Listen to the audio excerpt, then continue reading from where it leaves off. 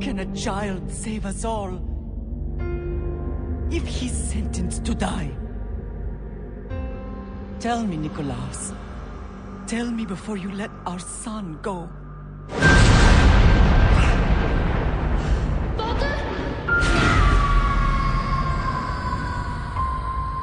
Where we begin does not define who we will become. Part 3! It's part 3, John. Yes. You ready for part 3? It is the third. It is the third part. It's both the highest highs and the lowest lows of the entire of E3 2018. Everything from crazy dancing mascots all the way to boring games about building a factory. We've got it all, and I'll let y'all. I don't know how you could possibly figure out which conference has which one of those. Yeah. So we're talking about Ubisoft and we're talking about PC today. This was a kind of a weird. Now, are we up to the point where this all took place on the same day? Yeah. Because it was Ubisoft. Was it Square? Ubisoft, PC, yes. Sony? Yeah. Is that how it went? That was a Monday, right? Yeah, that was Monday.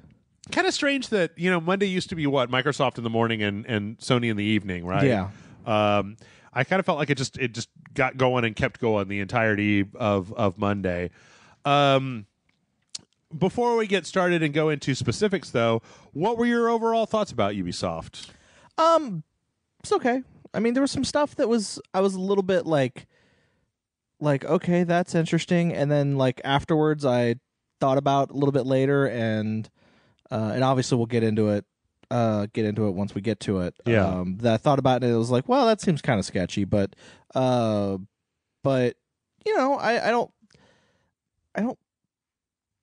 don't think it was. Again, I kind of feel like this and Bethesda were kind of on the same level of it's kind of everything that I kind of expected them to talk about. Right. Nothing really shocking. Spoiler alert before we start, there is no Splinter Cell reveal here. Yeah. Which would have been the big closer finale, because I feel like it's strange that I guess Beyond Good and Evil 2 is the new thing. Because I feel like Ubisoft, like, there's one reveal each E3 of a new IP, right? It's like we got The Division, or first we had Watch Dogs, then we had The Division, and things like The Crew or whatever, For Honor, like Far Cry. This year I felt like it was a lot of sequelitis. Like it was a lot of just like, here's a new this, here's a new that, here's a new this, here's a new that. And the only one that's really kind of the big different thing is Beyond Good and Evil 2, but even that's a sequel, and they just aren't showing very much of it. They're just not really saying a lot to us about it. So it's kind of like a lot of sequels and expansions and whatnot, and not a lot of like, oh shit moments. Yeah. Like, I don't know. Kind of a lot of stuff. A lot of stuff I expected them to talk about. Yeah. Nothing really out of the ordinary. Kind of a potato and mayonnaise sandwich, right? Like just fills you up, but boy, it's not really very satisfying. Yeah. Anyway, it's I feel in a way that a lot of the Ubisoft, I don't know, once per Ubisoft press conference every single year, and usually at the very beginning. Yeah, like I think at least the last 2 years, it's been the first thing to open. I think one of them was right in the middle. Like it all just went nuts. The entire press conference goes absolutely apeshit as we basically just like have a live action weird music video of mascots and strangely dressed characters dancing around to announce just whatever the new Just Dance is. Yeah, I really feel like the one thing they missed out on is all of them should have been wearing a brightly colored glove on one of their hands. Right.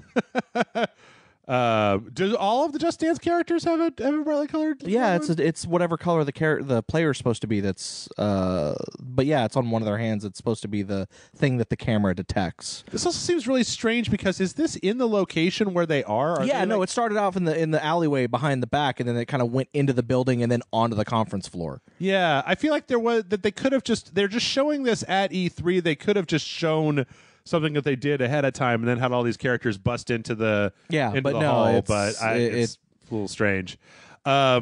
Anyway, it's also possible that they totally could have just filmed this all ahead of time and then had them go in, because there is kind of a cut. Right. Yeah, there's a couple of cuts.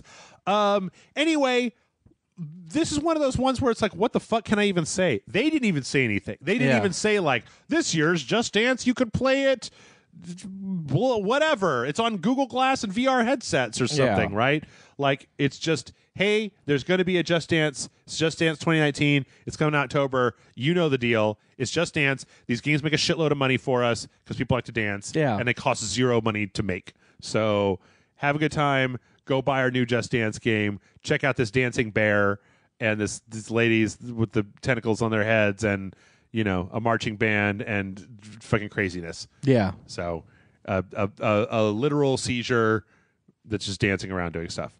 Actually, you know what? One thing that we forgot to talk about was no Aisha Tyler. Yeah. It's the second year in a row, right? No, it's the first year that they didn't have Aisha Tyler. Was she not last? She was there, but she wasn't in the whole thing, though. Like, she kind of opened it and then took off and then didn't show back up until the very end. Okay. If I remember correctly.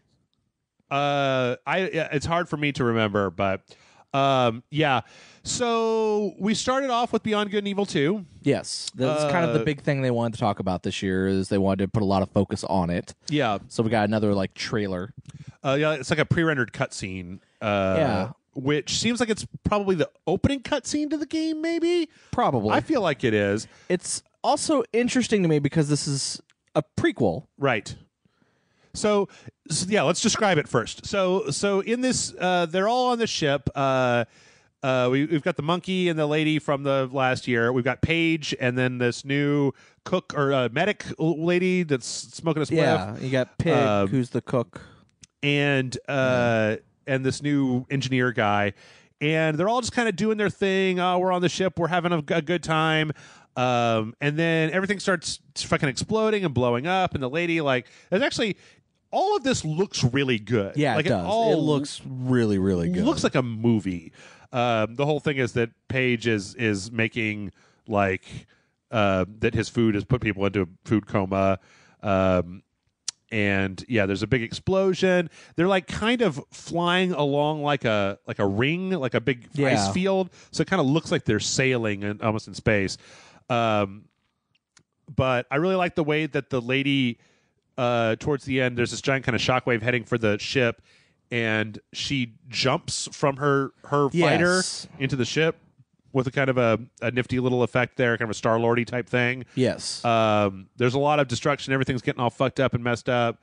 And then we see a shadowy figure come in, and it's Jade, right? Yes. You know, because even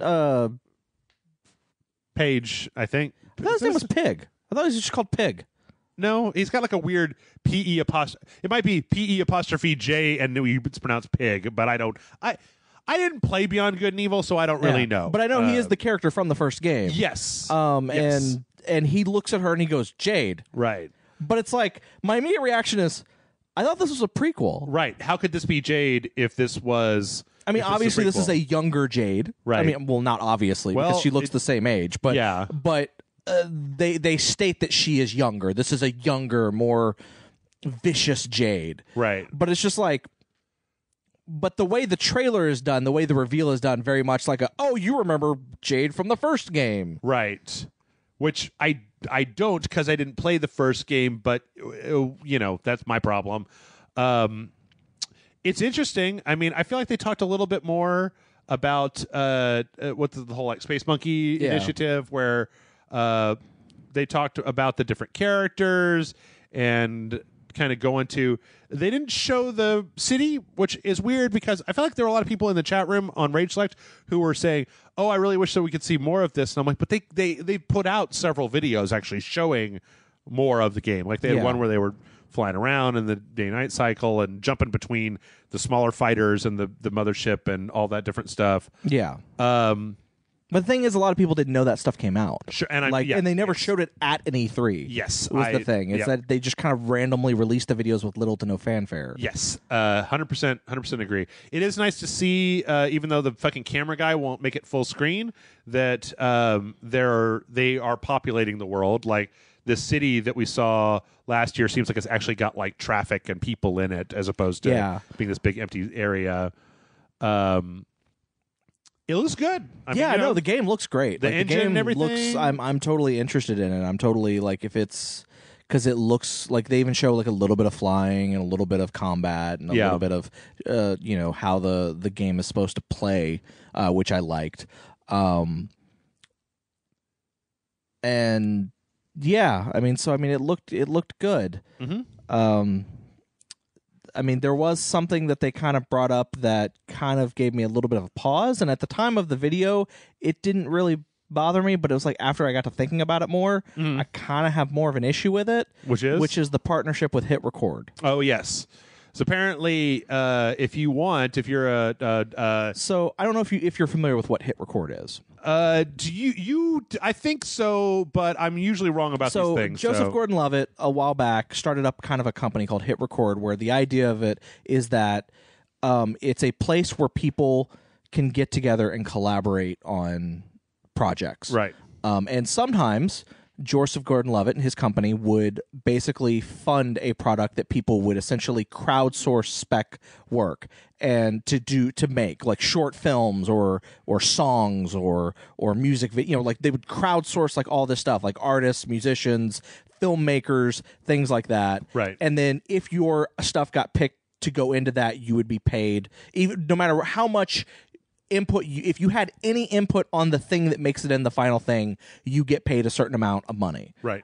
Based on how much of your input is in there and how featured it is in the final product. Sure. And which that's kind of what they're doing here, but the problem with that is I feel like this is kind of good intentions and I don't feel like there's any nefarious.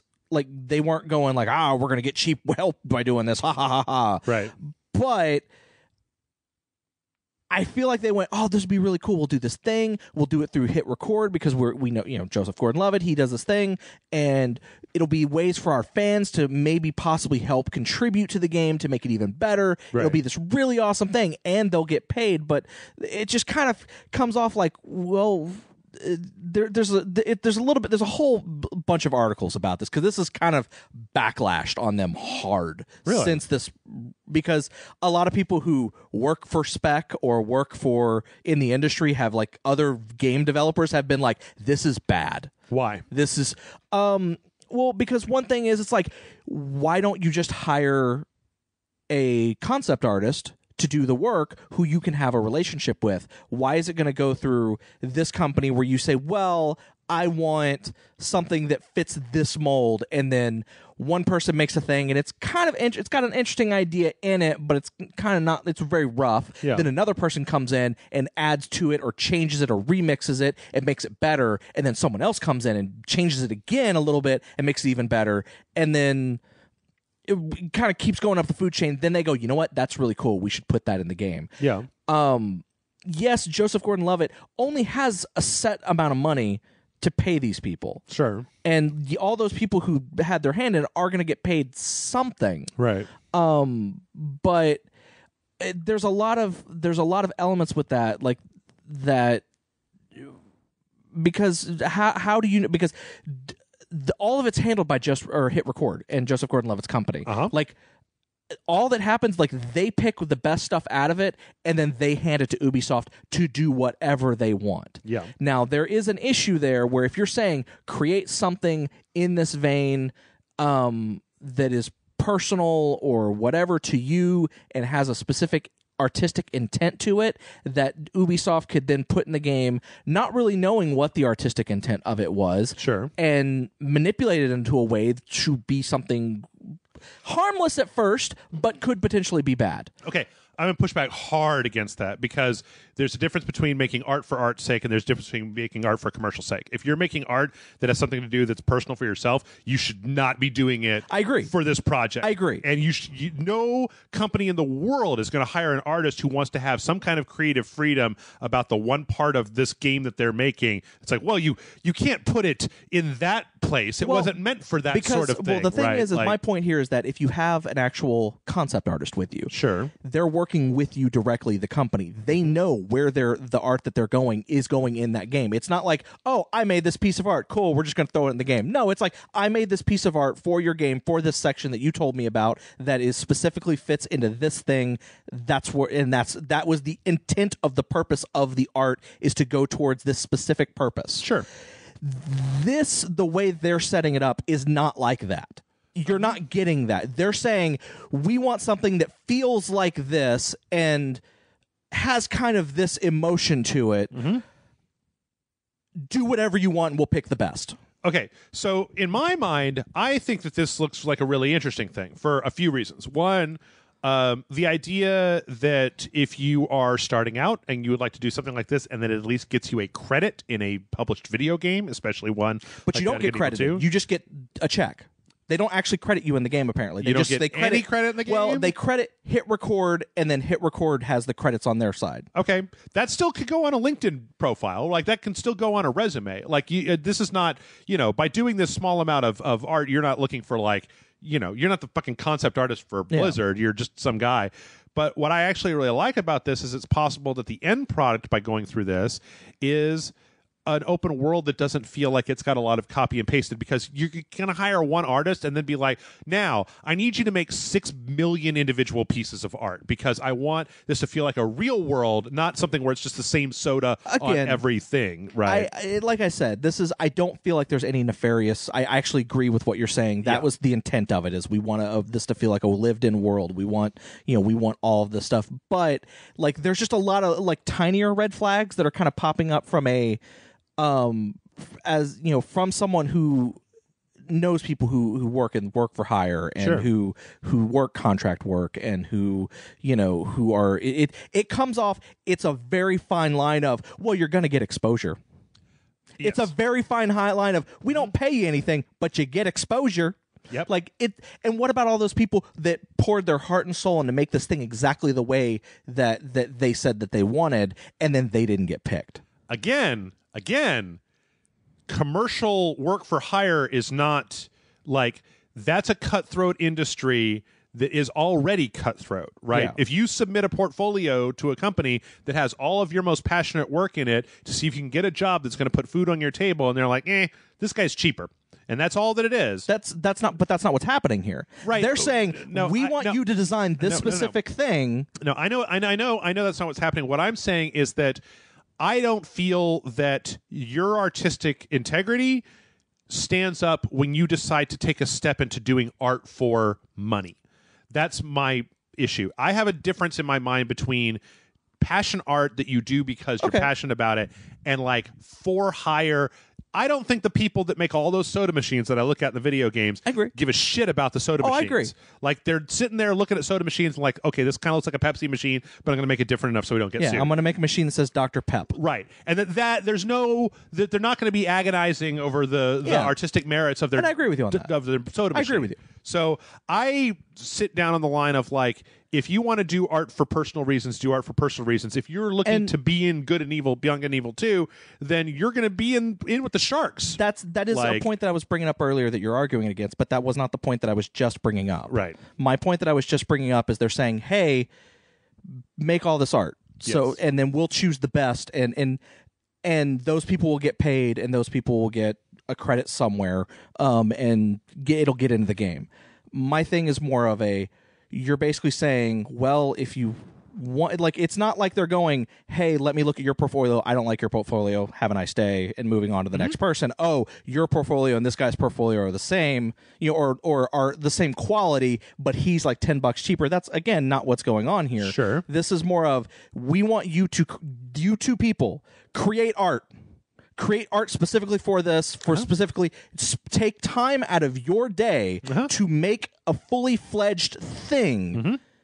No, I get all this. And we're gonna, and then someone else comes in and maybe adds like a line to someone's art. It's like, okay, we're going to pay these two people. We're not going to use your art, so you just lost out on all that time that you spent working on this. But again, like that happens all the time. That happens all the time, both in the commercial art world and, I mean, like, how many websites do we see out there where it's just like, oh, submit your T-shirt ideas, and then we'll just pay you for the ones that we like, and then we're going to sell a shitload of T-shirts. Or, here's an art competition, and the person who's got the best art gets to be in this movie, gets to be in this game, gets to be the blah, blah, blah, gets to be the art for our Bandcamp project or whatever. Like, that stuff happens all the time.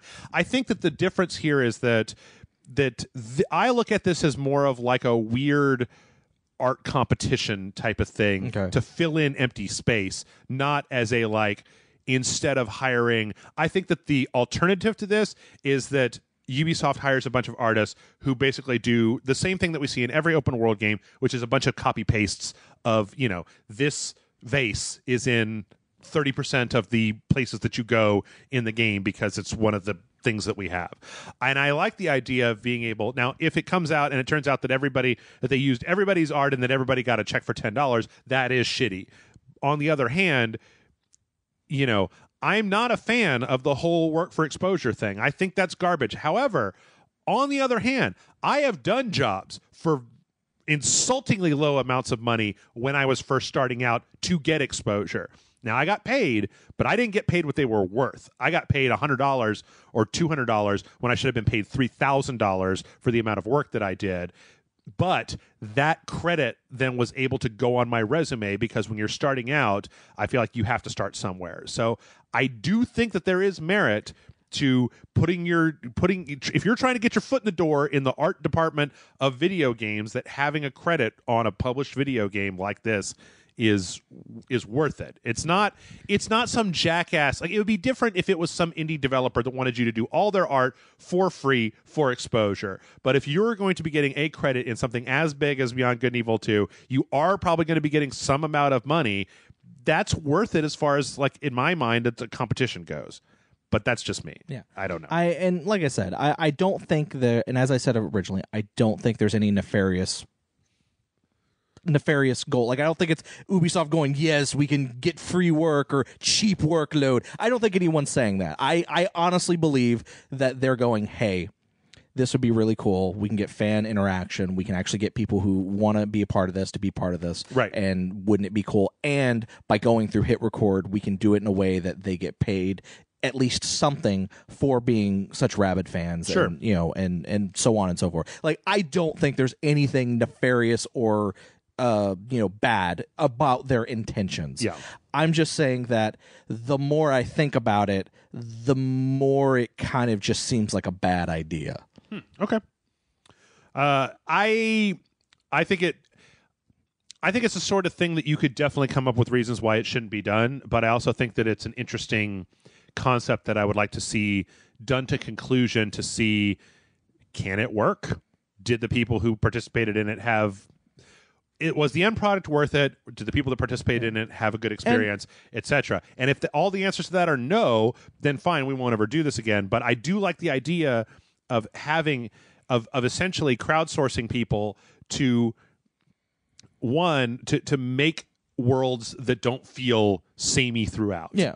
And it's not just art either. They're also doing music, and I don't think there's anything with video in it, but I think it's just art and music. Like, they're doing different stuff, and like you can, and like they said, the idea is that you can then, if you think that someone else's idea is really cool, but you can maybe they're a bad art, like maybe you're terrible at art, but you have a really cool design idea. You can put up the rough sketch, and then if someone else goes, you know what, that is kind of a cool idea. I'm a really good artist. I can implement that the way I think it should be implemented. So let me take your idea and actually do it with really good art. Sure. And then go, okay, so this is the new thing.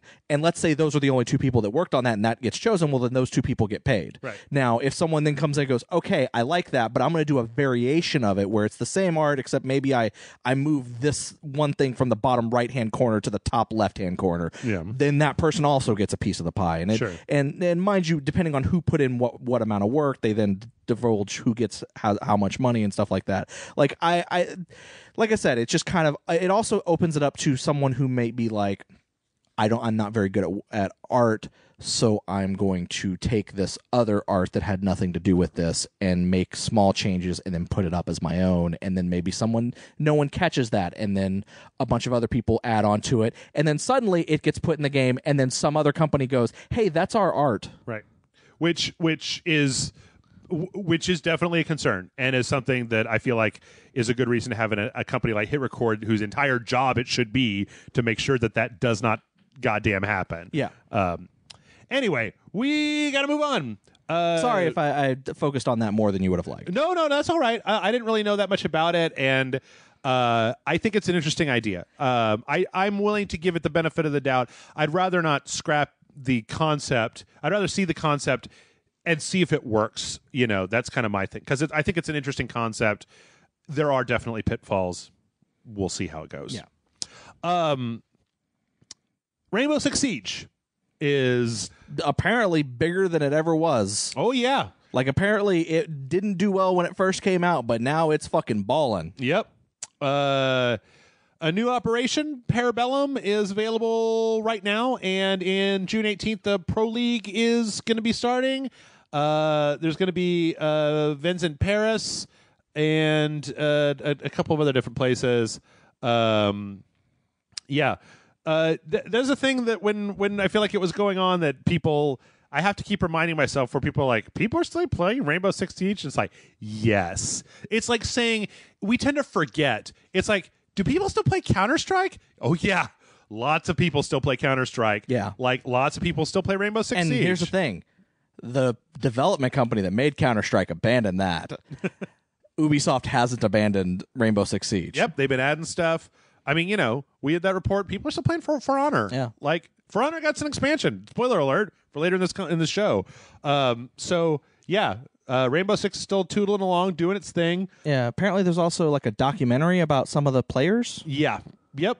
It'll be releasing in August at the majors. So, yeah, it's esports. I think that if you don't track any esports, sometimes it can seem like a weird thing where you're just like, why are they talking about this? But, Rainbow Six is huge. Yeah. Like, it's a big game. People are playing it, and yeah, that is that.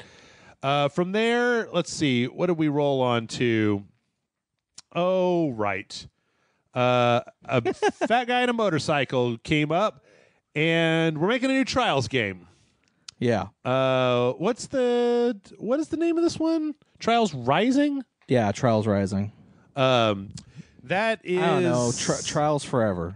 Yeah, Trials Blades. That's the name of the new Trials game. No, okay. Listen, y'all. Trials looks like it's fine, and Trials is fine, and I have no interest in playing Trials. It's frustrating to me to play Trials. I think Trials is fun for a little while, but then after a while, it kind of gets a little bit boring. Yeah.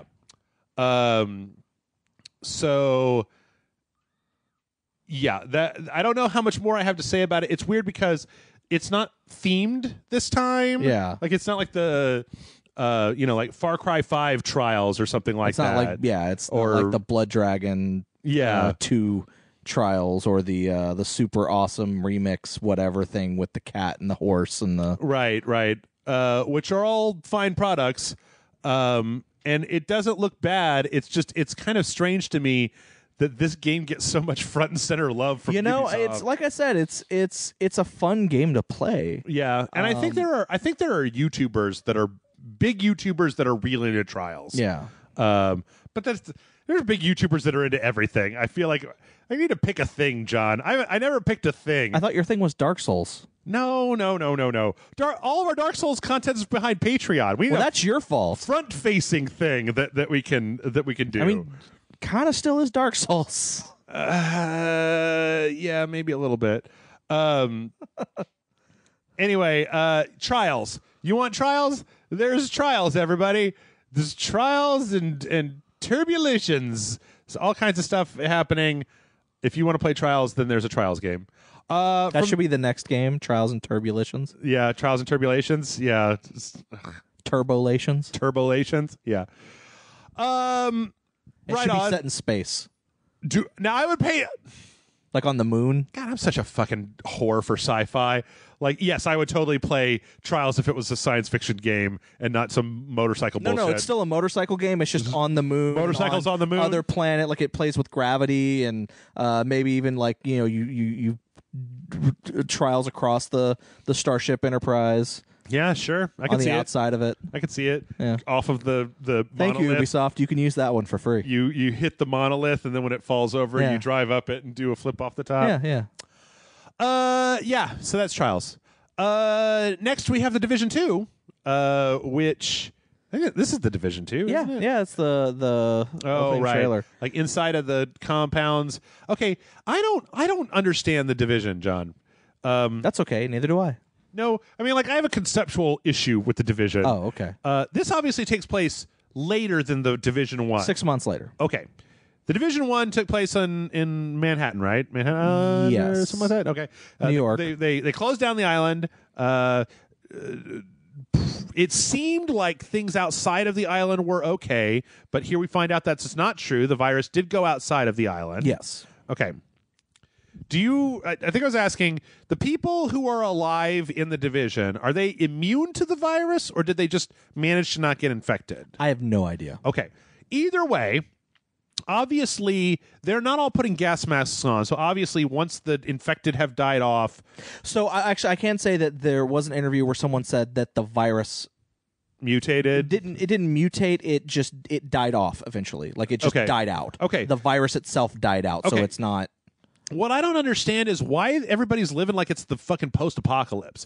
Like, a lot of people died, right? But there are no zombies. There's no meteor that hit the Earth. There's no cannibal mutants. Like, why do gangs run the towns? Like, I mean, the Division obviously is a thing. There are a finite number of gang members. If they have, like, military equipment, why don't they reestablish order? And then, like, why are there enclaves of people? And then outside of that, it's like fucking Raidersville Fallout. So I could be 100% wrong on this, because this is all speculation on my part. Right. And based off of things that people have said. I get the feeling that it's not it happened in Manhattan and then it spread out to a few other places and they weren't able to contain it. I feel like it happened in Manhattan and then started happening in other places. And it happened in so many places that the Division was spread too thin to be able to make any kind of... I guess this is just such a hardcore version. Like, I can kind of understand Manhattan has been closed off from the world and there's a lot of, like, chaos going on here. Now, I do want you to pause the thing. What does that say? Upper echelon what? On Gimli?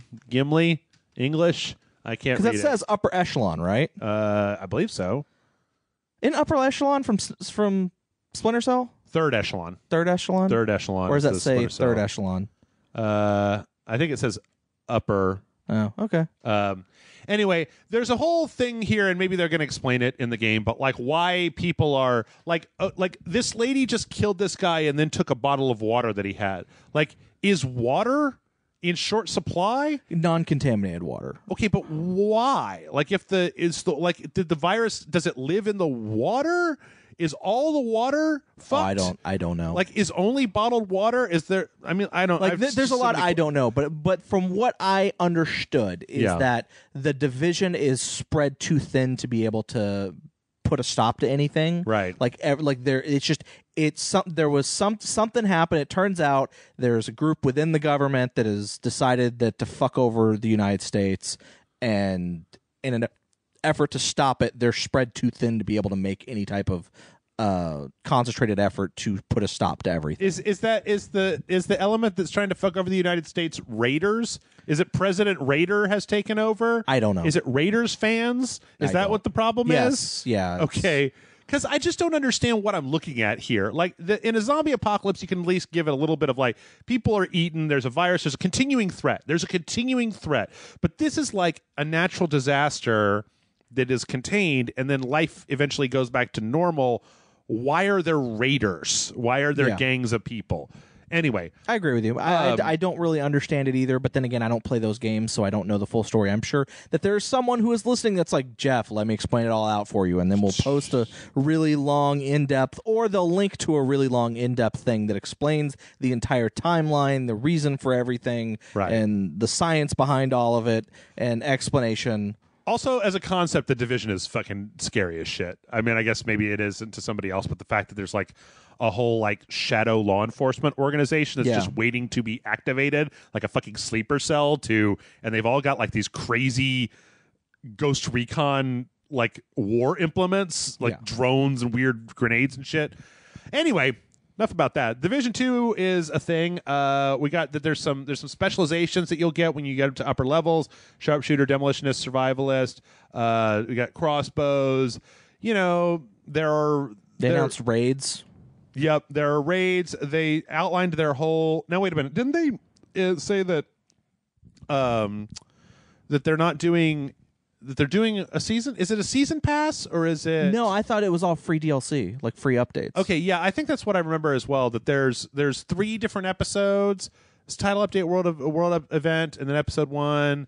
So it's kind of interesting that they're tracking out like literally what they're going to be doing into the future with it, with big updates. I still just don't know. It's the idea. I also have a little bit of a problem with you get in a division where, you know, there's a human person that's like 5 levels higher than you are, and so you have to shoot them with a machine gun for 4 minutes to kill them, and it's kind of like I just don't like that layer of abstraction in my video games. But I get you.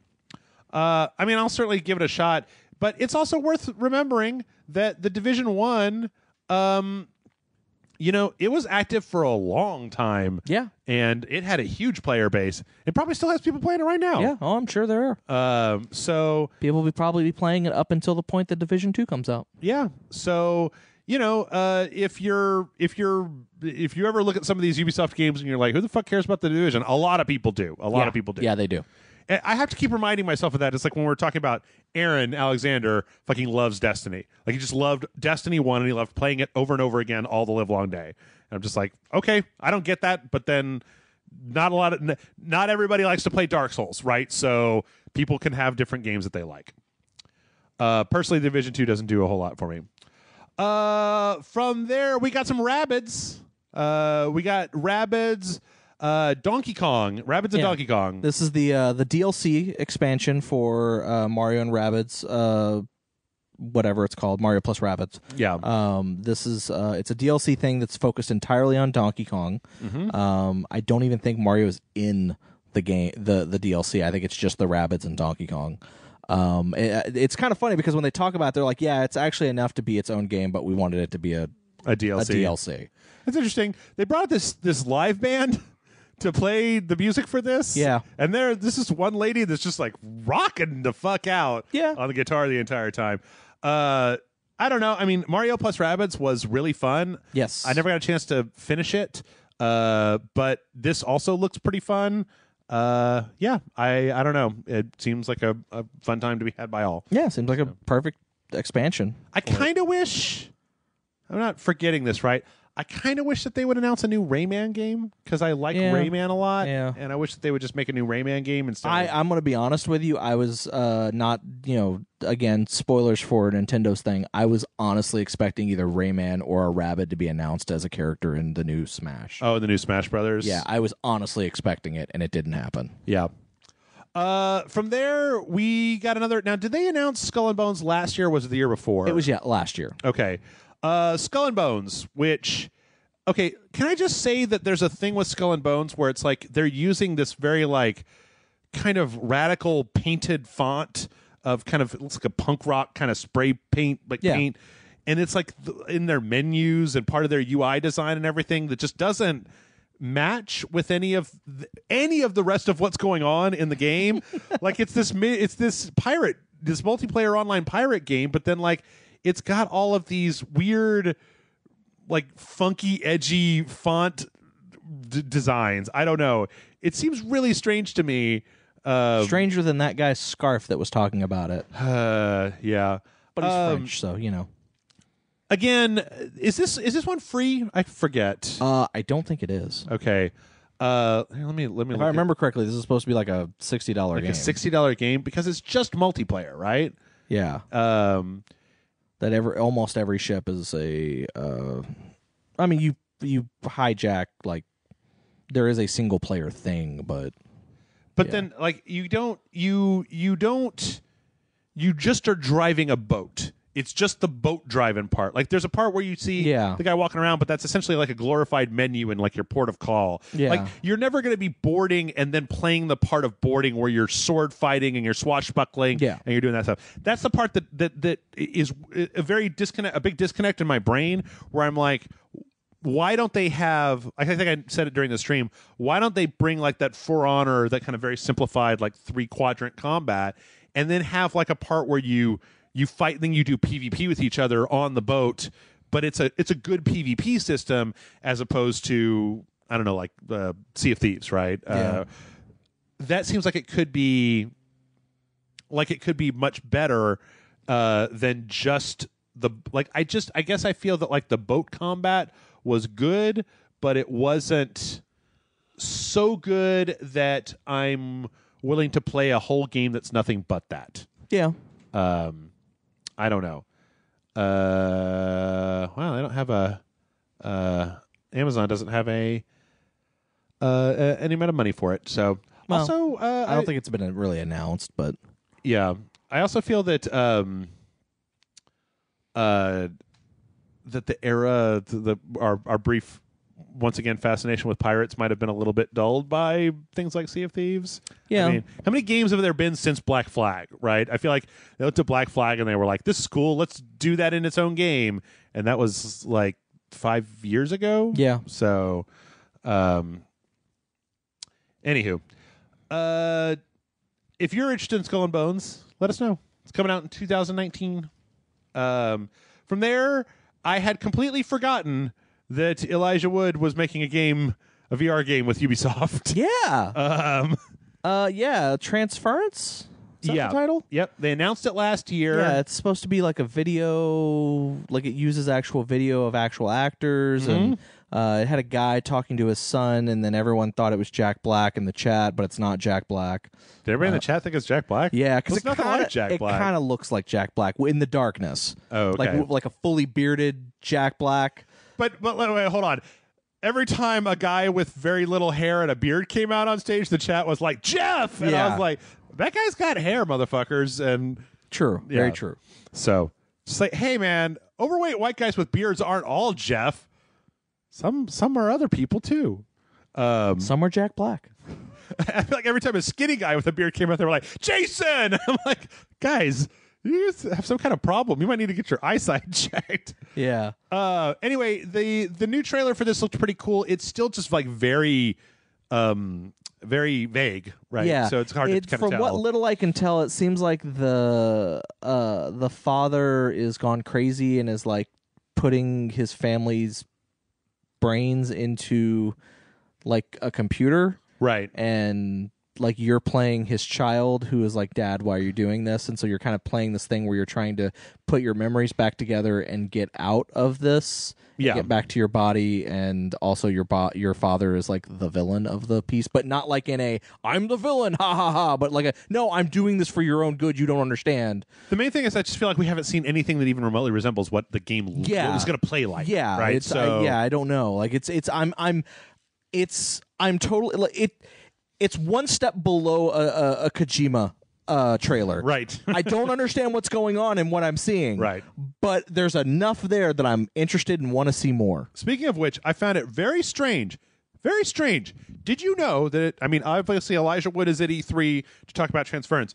Did he get us another game at E3? Oh, did he? Yeah. It's announced on the Sony stream. It wasn't even in their thing. It's called like 1111, and it's like a World War I thing where it's like you play as a war like reporter. So it's like a war game, but you're not shooting anybody. And then the visual design was created by Aardman Studios, like the Wallace and Gromit guys. Yeah. But it's realistic looking, but then the whole thing has an overlay that makes it look like a constantly evolving oil painting, and it looks incredible. I did not see anything about that. This is the problem, man, is that the Sony stream, like Sony, we're going to get to Sony, right? But Sony didn't announce enough things, but then their stream it just fucking... Yeah. And Elijah Wood came and sat down and talked with them for 20 minutes about this game. Yeah, apparently they had it's interesting because they not only showed game like a shit ton of stuff each day, but they also brought out the same games a few times. Yes. Each day, not sometimes both in the same day, where they talked about completely different aspects of the said game. Yeah. It is worth it to go watch, not to be continue with this tangent, but it is worth it to go watch a lot of the clips on Sony's YouTube channel. Yeah. From their stream, because there's a lot of really good stuff there. Yeah, I think that we're not going to even talk about any of that stuff. I'm Yeah. going to have to save it for next week's podcast because I don't have time. But go check out 1111. It looks like this. It kind of reminds me of Valkyria Chronicles, the way that it's got this overlay to make it look like something else, but it looks really, really good. So, anyway, back to Ubisoft. We got to keep going to Ubisoft. Starlink, Battle for Atlas, another game that I forgot existed until this year. And this one, I actually am a little interested in it because this is the toy to life game where you have a ship and you can make changes to the ship on the fly, and what you do to the ship, you can change out a wing, and it changes that wing in the game.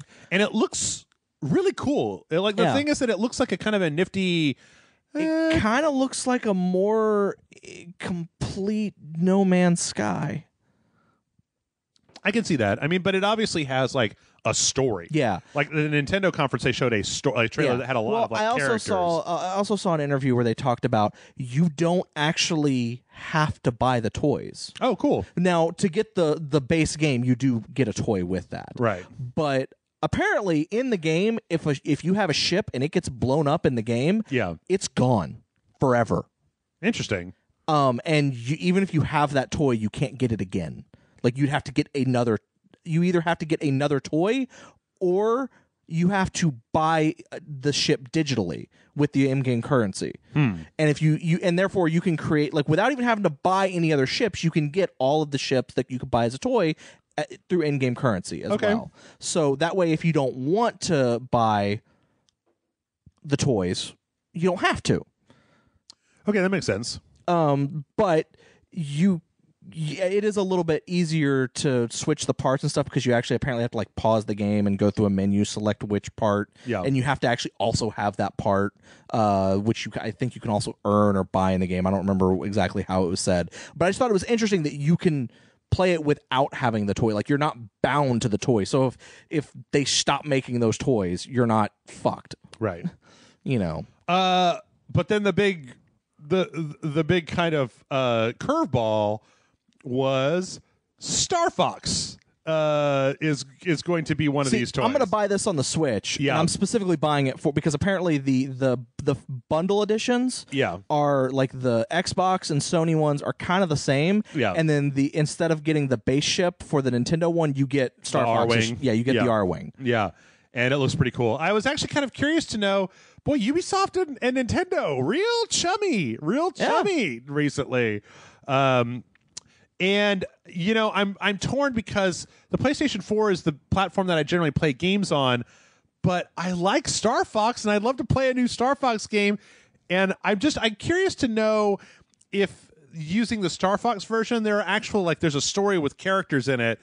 Is Star Fox one of the characters in that story? Yeah. In the cutscenes, he would be the character. Star Fox? Yeah. Okay. Well, fuck. I have to buy this for the fucking Switch. Yeah, I kind of want to buy it myself. Yeah, apparently with the set, it comes with the R-Wing, an extra set of wings that you can interchange, weapons, interchangeable weapons, and a minifigure of Fox McCloud.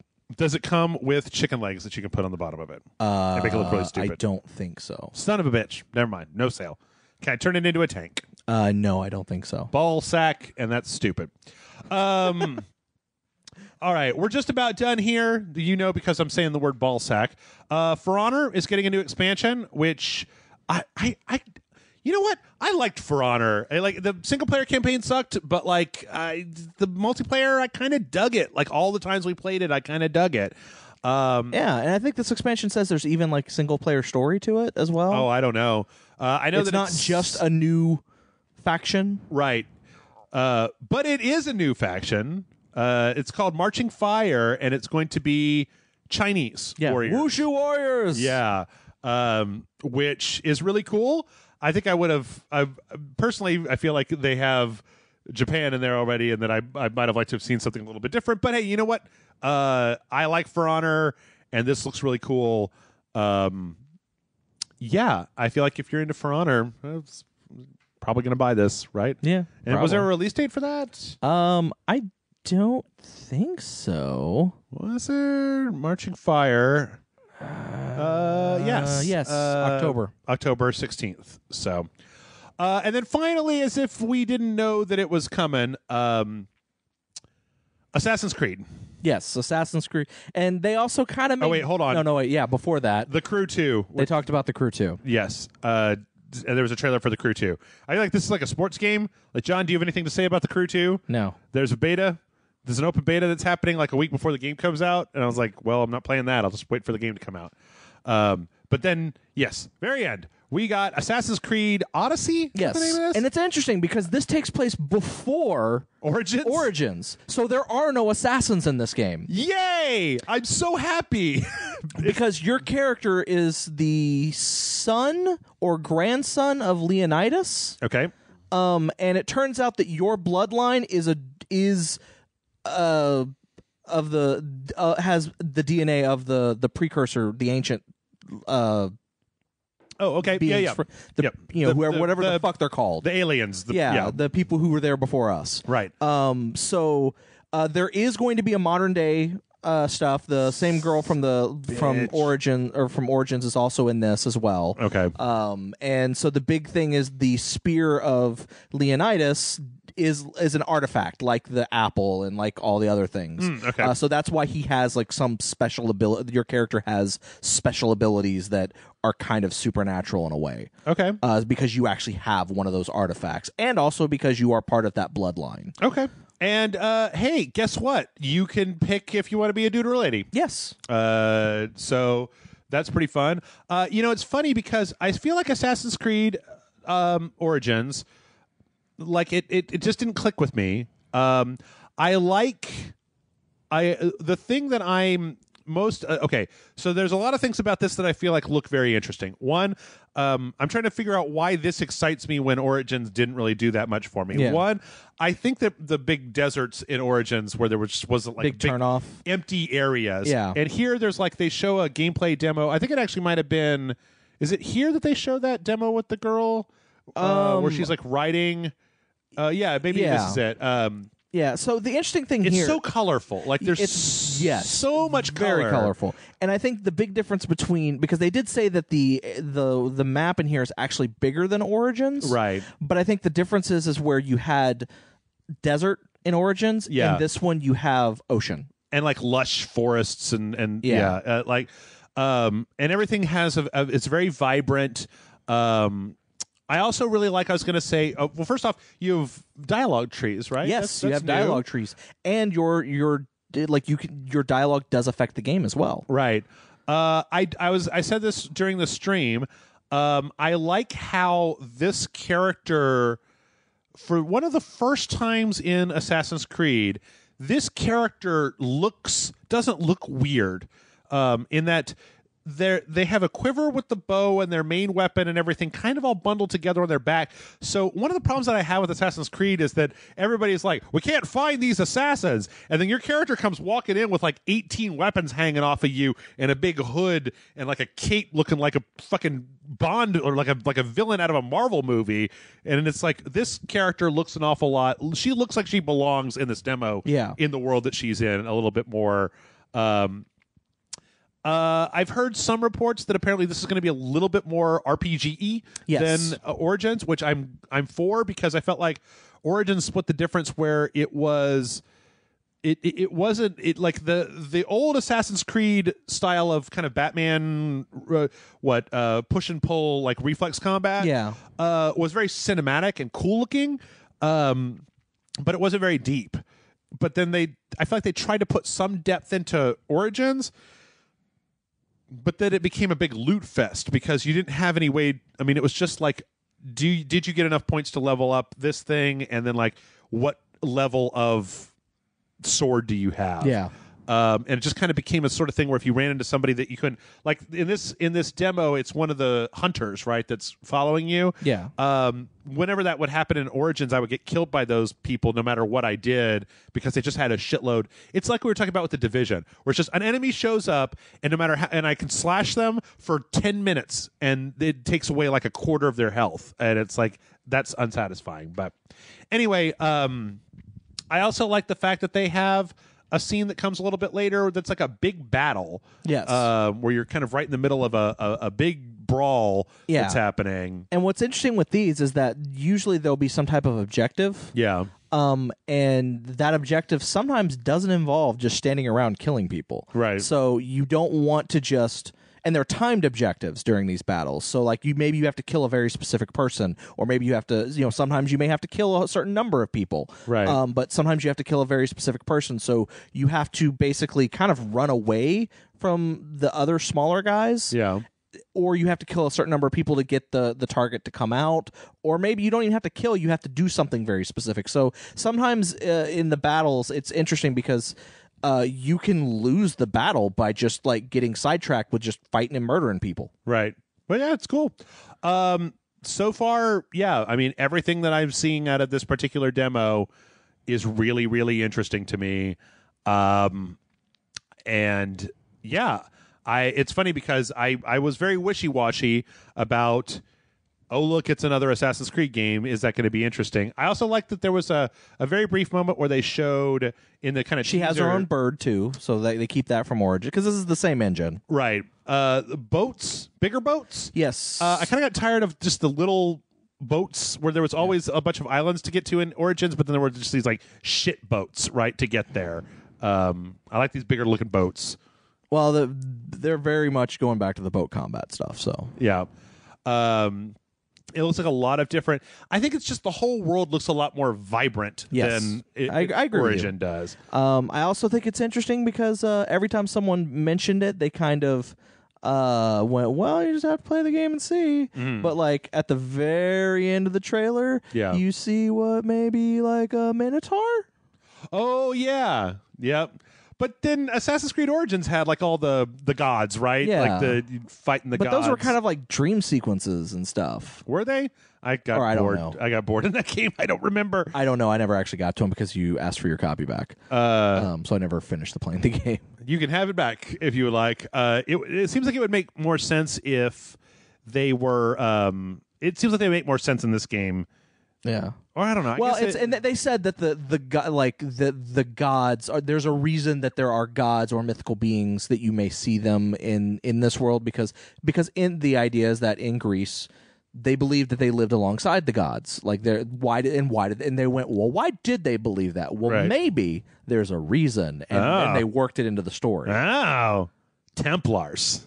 Abstergo. Well, there are no Templars yet. There are no Abstergo there. There's no, unless it's time travel. That's what they want you to think. The Abstergo have gone back in time, and now they're polluting the past with their whatever they're trying to do. I don't even remember. They won, right? At the end of Assassin's Creed 3, the Templars won, and that, like... Anyway.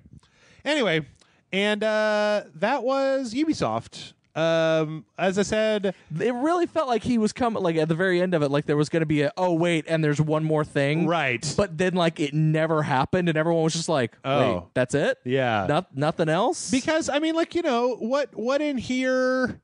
Like, I'm trying to think, like, was there anything in here that wasn't either already announced or was just a sequel to something? And like half the sequels we already knew, or it was like, hey, there's going to be a new expansion for Rainbow Six Siege, and like some people are interested, but a lot of people are like, all right, yeah. So not the most thrilling conference in the world, but not terrible. Like they did what you're supposed to do at E3. It's just there were no just like what like last year. Beyond Good and Evil 2, and we're always like, you know, the year before, was Far Cry 5 was maybe like Far Cry 5 and Assassin's Creed Origins, when they were like, here's this and here's this, here's all this new shit. I would have liked to have seen a Watch Dogs 3. I loved Watch Dogs 2 so much that I would have liked to have seen a Watch Dogs 3. As I've said a million times, I would have loved to have seen Splinter Cell come back. I think everyone expected there to be a Splinter Cell, partially because of that Walmart leak. Yeah. So yeah, not like bad, but just kind of yeah, it wasn't anything. I mean, like they didn't do anything with Rabbids outside of the Mario plus Rabbids Kingdom Battle thing. Right. So that finally remembered what the subtitle was. Yeah, Mario plus Rabbids Banana Country Kingdom Battle. Yeah. So anyway, that was Ubisoft. After that, it's time to answer one of the big questions of E3.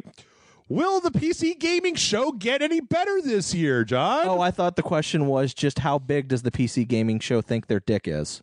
Oh, yes. How big does the PC gaming show think their dick is? Which is the biggest? It's the biggest dick. Right. So, PC gaming show. John, you both stopped watching and went and did something else. Oh no, I literally went, it's like, what time is the Sony press conference? None of this interests me. I don't care. I don't really have a PC that can play a lot of this stuff. I'm going to go get dinner. The interesting thing about the PC gaming show is that, and I feel like this has been true for years now, things like indie games are the highlights, right? Yes. Like Ooblets is like, oh shit, Ooblets, what's that? That looks cool. I want to play that. I think Ooblets is fucking awesome, but we've known about that for a while. Right. It's not... Whereas their big quotey fingers announcements, I mean, okay, there is one piece of news during this conference that I feel like is a really big fucking deal that that the conference itself did not make a really big fucking deal about, and it's kind of a travesty. Anyway, let's get going here. So first they started with the obligatory sucking your own dick PC fucking master race horse shit, where they were just like, best games in the world and the highest fidelity. Everybody knows the PC gamers are a class unto themselves. They just come out like, I wish that they were more like Devolver, where they just were like, fuck you, PC's better than consoles, you goddamn plebeians. Or you look at PC games, oh look, they all run in 4K, that's weird, you didn't even have to buy a new, just be up front with your assholery and quit using industry buzzwords to tell us all that you think that you're so much better. Yeah. Anyway, the format on this was the same as pretty much before. We had that same jackass host whose name I can't remember. But not at a desk this year. He wasn't at a desk last year, though, was he? I thought he had a desk last year. I think he only had a desk the first year. I think he did this last year. Because I thought they had a couch and chairs. Maybe he had a couch, but he didn't have a desk last year. Oh. Sean Plott. I will say this. One, the corporate sponsorship part was relatively short. And two, they didn't have anything. Like, you remember last year?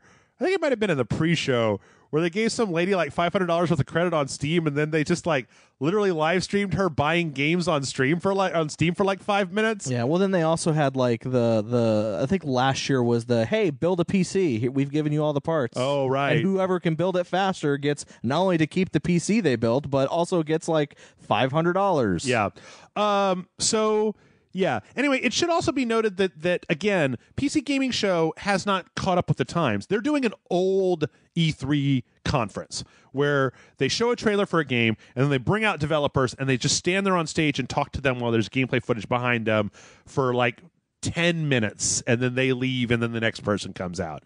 And it's fucking intolerable. But mostly intolerable because they're all children, but well, there is that. Anyway, let's jump over to also I didn't realize they were running a kindergarten in the backstage. Yeah. There's also this lady named Frankie Ward who they would throw to, who was up in the balcony. And I don't know about this. I don't know about you, John, but as somebody who is now involved in filming stuff in the real world, this was the most irritating thing of all time. Yeah? Because they framed they have a stage with all these triangles on it, right? Yeah. And then when they cut to Frankie up in the balcony, the camera's pointed at the stage. So when they cut to her, they turn off the lights on the stage.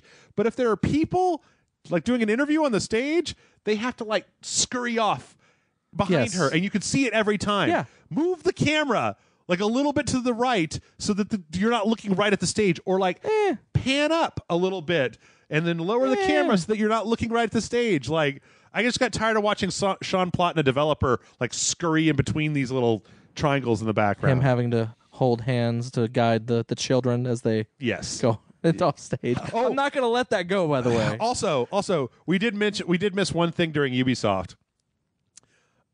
Somebody didn't turn off the Beyond Good and Evil 2 devs mics fast enough. No, that happened every time someone came out on stage. Really? Every time someone came on stage and walked off stage, you could hear them talking over the beginning of the next thing that they were showing. Because it was something that it was like, yeah, we did it! Like, just as soon as they walked that off went stage. like for the Beyond Good and Evil, was like, that went well. Yeah. And then like another one was like, yeah, we did it. That was awesome. Right. Yeah, that was really good. Hey, I'll talk to you later, man. Like literally. Cut those mics, bro. Yeah. Anyway, PC to gaming. Didn't have that problem though. Oh, but they did. Oh well, maybe they did. Oh well, they didn't have that problem, but they did have some audio I didn't say they didn't issues. have problems. I'm just saying they didn't have that specific problem. All right, world exclusive PC trailer from the creators of Goat Simulator. Do you want to run a factory on a planet? No?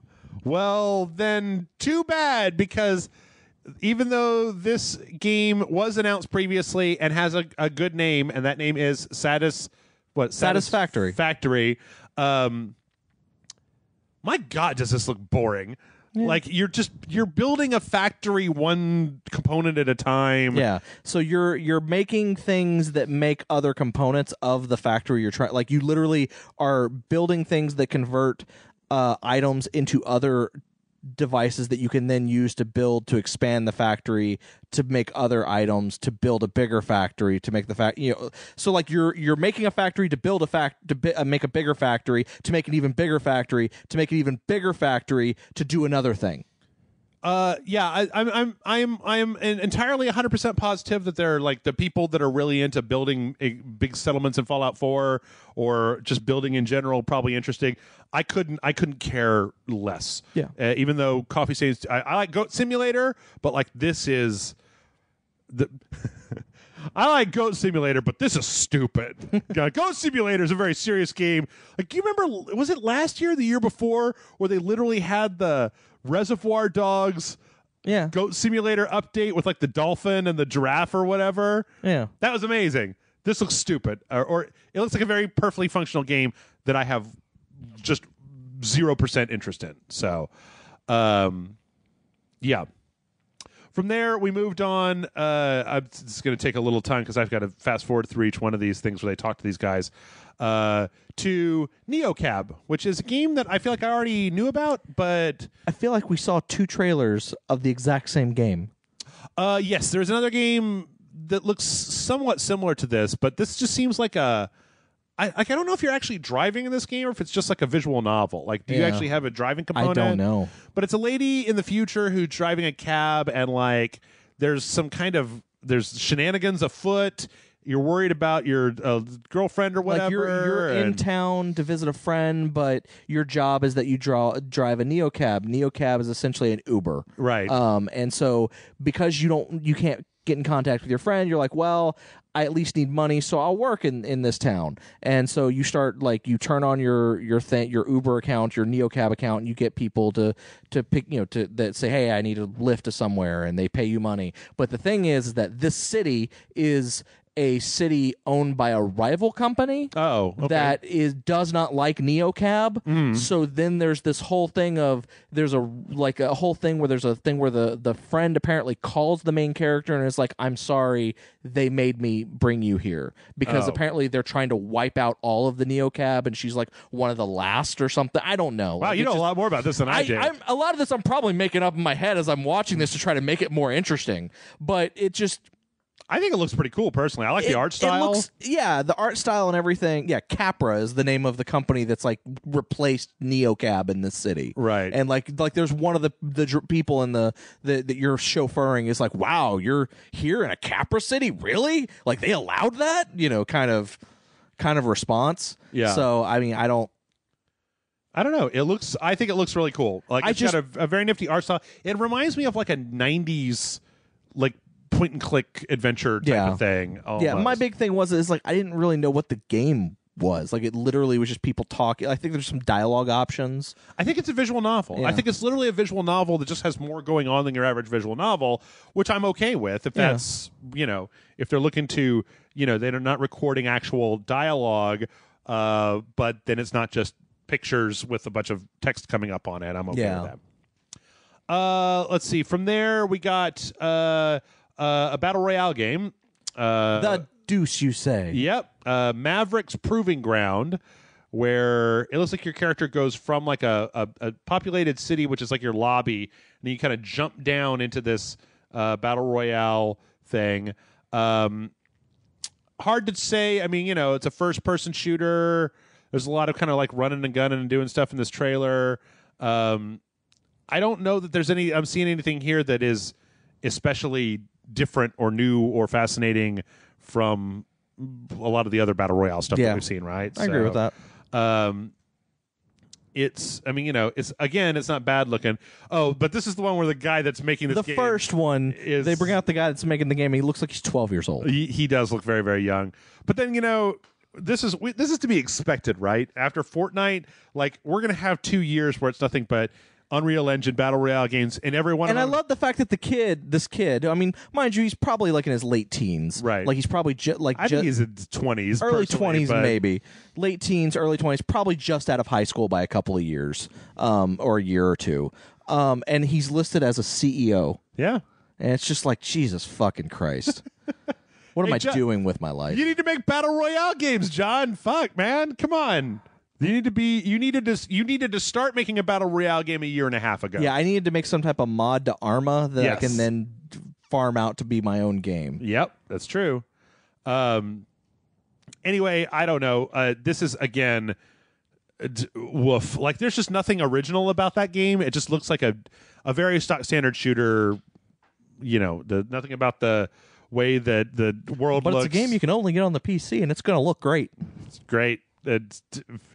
Fortnite is the biggest thing in the world right now, and it doesn't need a PC to run. It could run just fine. That game could run on a PlayStation 3, and it would be fine. Well, I'm just saying it can run on a Switch. Yep. It can run on a phone. Yep. It's on iOS. Yep. You can play it on the iOS with people on PC. You could probably play it on the PlayStation 2 with the network adapter if you had enough time to convert the code. So, yeah, that's Maverick's Proving Ground.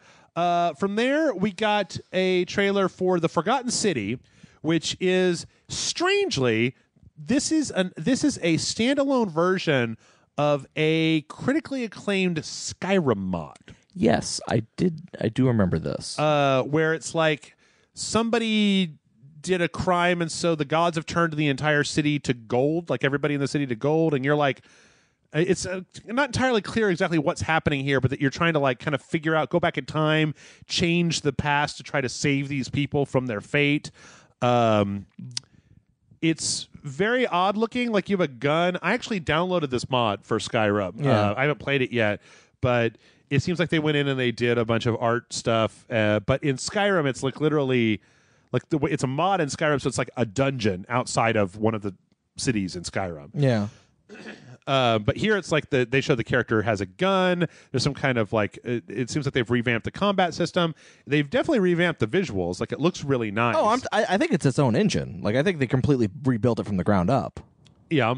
Well, whatever it is, I don't know. It looks really cool. Yeah, it looks interesting. Like, it's pretty nifty. I didn't actually know about it. I've been thinking about playing I've been kind of torn between playing the mod or waiting for this to come out. I gotcha. And also, see can which one. I also admit that one of the things that really annoyed me about the PC conference was that every now and then they'd show like 2 or 3 games, and then they'd cut to like this PC gamer PC conference like splash screen, and then it's like, and just up next in just a moment we'll have that, like they're going to a commercial break. Yes. But there was no commercial break. There's no commercial break. It literally just goes into the thing that they said up next. Yep. And it's like, why is that there? Yep. I'd almost rather them actually have commercial breaks. You can go pee or take a break or do whatever. But yeah, I agree. Yeah. After that, Star Control Origin, which is, I don't know. Did you play Star Control? Star Control I've 2? never heard of Star Control. Okay, well, I know that Star Control 2, I had some friends that used to play it back in the olden days, was an old PC game. The biggest thing was it was like a top-down kind of shooting thing, but then you also had a kind of an empire builder behind it a little bit. As far as I could tell, it's been MIA for years. I think they might have made an HD remake of the original one. But this is Star Control Origin. And yeah, it's basically looks like kind of more Star Control.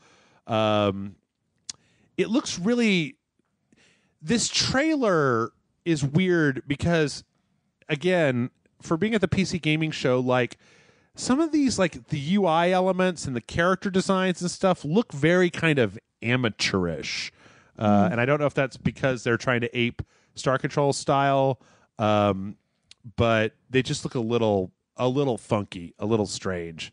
I don't know. You've never played Star Control, but does this do anything for you? Anything? No. Nothing? No. John, come on. See all this for the first time? No? No. I mean, I saw this before. This is before I checked out. Oh, okay. So I saw all of this. Okay. And that's coming from Stardock, and it's going to be September 20th of this year. And this was the moment where I realized the host is really tall. Oh, yeah.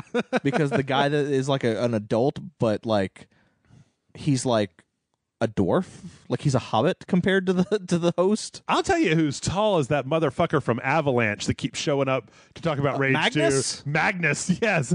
That guy's he's a storm giant. Fucking love his name. Like that like when his name appeared on screen, I was like, that fits. Yeah. That fits because that man is huge, and Magnus Nedfern or something like that. Nedford or something. But I was like, that guy's fucking. Yeah, that of course that's his name. And just to, I mean, we're gonna go back a little bit, but yeah, Magnus Nedforce, something like that. At the Ubisoft conference, I feel like the other guy, the developer at id Software, was like not a short guy, but like just a little bit shorter maybe than average, and then they made him stand next to the tallest motherfucker in the room, fucking Magnus Stormborn over here. Yeah. Anyway, so yeah, if you want to get Star Control on, Star Control's coming. Get yourself some Star Control. From there, a game that we saw some more Hunt. There's a subtitle for this, right? Hunt. Yeah, something. Showdown. Hunt Showdown. Which is like a 4-player monster hunting, Left 4 Dead meets Bayou Cthulhu type of thing on Steam, which is already out, right, in early access. Is it? I mean, it might be. I don't know. I'm gonna just check real fast because I'm pretty sure that it already is a thing that you can play one way or the other. Which again seems a little odd. But then you know what? At a certain point, we're going to have year 4 of Killing Floor. So, yep, it looks like it was put into early access in February of this year. So, if you're interested in that, they showed that. Now, after that, they went on and showed Archangel Hellfire. Now, had you already checked out by this point? Nope, not yet. So, Archangel was the big... that was a VR game, right? Mm-hmm. Yeah. And it was like the big thing with it was that your hands were each hand of the mech, and then it was like you were on rails, but then you had to like put up a shield and go chugga chugga chugga chugga chugga. Yeah. This is a PvP, like a 4-person mech on mech combat spinoff from that same universe. And you're apparently able to free roam. You're not on rails anymore, and you can wander around and do stuff. Seems kind of interesting. I really would be interested to see a price point in it, because if they want like $40, no. But if they want like $15, I don't know, $40 might be interesting. Maybe. And that's coming out July 17th. You know what? It's actually strange. Not a lot of VR in the main conferences this year. Yeah. Like PC had some like Oculus. They had a lot of Oculus stuff in one of those years. Yeah. Sony didn't have very much PSVR. I mean, they had a PSVR sizzle trailer that they showed later on, but like in their actual conference proper, I think only the Bathtub Man, the new Squanch Games thing, that's a VR game. But other than that, it can be played VR or not VR. Oh yeah. And then no VR from Microsoft, right? Well, yeah, because they don't have a VR thing. Yeah. Well, there's been rumors for a while now that Oculus and them were going to get in bed and do something. And then EA didn't have... Like, they actually had I really wish they would spin out that Star Wars X-Wing, Battlefront X-Wing thing into, like, a full game. Yeah. Because it's such a good experience. It's such a good VR experience. Anyway. After that, we got to see the new game from the makers of Sherlock Holmes, The Sinking City, which is very much seems like a kind of a third-person open world thing where you're wandering around. Okay, yes, I do remember this. Do you remember this now? I was actually kind of thought this was really interesting. Yeah. Even if the guy's backpack thing was kind of weird. Yeah, it's kind of strange because it's like you're walking around, like it's a third-person free-roaming game, and you can like pull out a gun and stuff. Like there's combat in it. They show combat at the very end. But it seems like one of those kind of Nancy Drew-ish type of things. And then the guy's like, questioning people and doing an investigation. Yeah, and apparently the whole thing is basically investigation. Yeah. That is the point of the game, but they don't hold there's no like bat vision or anything like that. Like there's no investigation vision. Right. You kind of have to just figure it out on your own. They don't hold your hand. The whole thing is just kind of weird because the guy's wearing this big backpack that looks completely out of place for the character in the time period. So I don't know. This is one to maybe keep an eye on. I'm also kind of interested. Did you know that there was like a full-on trailer for that Focus Interactive Cthulhu game? No. Yeah? Totes. Like a 2.5-minute trailer that shows the game and a lot of stuff and everything. Looks great. I have to watch that at some point. Show that at this PC thing. But show me factory games, motherfucker. Anyway, sorry. I'm real salty about that factory game. From there, we jumped forward and saw the new expansion for Warframe, which is called The Sacrifice. It's the next story DLC. There's a new Warframe, and the content's coming out on the PC this week, and then they're going to be more at TennoCon, which is the Warframe convention. I got into Warframe a little bit, never to where they are, right? Like I was playing it a little bit, but it's really the sort of game like I feel like if you're really going to get into one of those games like Warframe or Fortnite or whatever, like one of these games of service games, you need to just be playing it all the fucking time. And I played Warframe for about a week, and then I was like, yeah, I'm done with Warframe. Now I'm playing Fallout Shelter. I'll probably be done with that in 3 or 4 days. It's like, I'm fucking done with that. Yeah. So yeah. Okay. So all that happened, right? And then there was like a montage. Then they went to a trailer montage. And the announcements in this montage were some of the biggest announcements in this entire show. Sega trailer montage. Now, Sega has been... Best of Japan on PC. Yeah, they've been doing that. I mean, they put out Vanquish. They put out Bayonetta. They've been putting out Valkyria Chronicles was on PC. Oh, did they do that yet? Or was that actually announced here? No, that already happened. Did it already happen? So, yeah, Valkyria Chronicles, Bayonetta, Vanquish, those were all on PC. But what they were announcing this time was... Puyo Puyo Tetris is now on PC, or already came out on PC. Shenmue 1 and 2. Yeah. Which is interesting because I've actually never had a chance to play those games before because they've always been on a platform that I didn't have. They were originally released on the Dreamcast, and then 2 was released on the original Xbox. Right. So those are coming. We have this is Shining Resonance or whatever, the one that we talked about that has the dragons. Remember? Yeah. Refrain. Yeah. Did I talk with you about that? No. Okay. But because that's you remember there was an old Sega game called Shining Force. Yeah. That's part of that. But the big announcement, this is fucking huge. Yakuza Kiwami and Yakuza Kiwami 2 are both going to be put out on the PC. Yes. Like, Yakuza, the franchise, has never been outside of the PlayStation. PlayStation 2 for Yakuza 1. Yeah. PlayStation 4 for Yakuza Kiwami. This represents, as near as I can tell, the first time that Yakuza's been like legit, just like straight up put out on the PC. Yeah. And it's just like, it's a 30-second thing shoved in between Shining Resonance and I know Valkyrie Chronicles 4. Right. I know which they're basically saying, hey, this game is also going to be on PC when it comes out. Right, which is cool, but like if I was cutting this particular trailer, I would have cut a lot of this other stuff, and then it would have been like, and now for the first time, the Dragon of Dojima comes to PC, and then like a big thing, make a big old trailer. I agree. And then have the fucking Twitch guy come out and make a big deal out of it. It's a big deal. This means that there's a possibility that you might get all the Yakuza games on the PC, right? Yeah. Because they're converting them all to work on the PlayStation, eventually PlayStation 4, which has PC architecture, and Sega is putting stuff out on the PC. It means that eventually you PC people might be able to play a franchise that you've never had access to before because it hasn't been on this platform. Yakuza 0 is coming out on the PC. It's fucking huge. Fucking huge.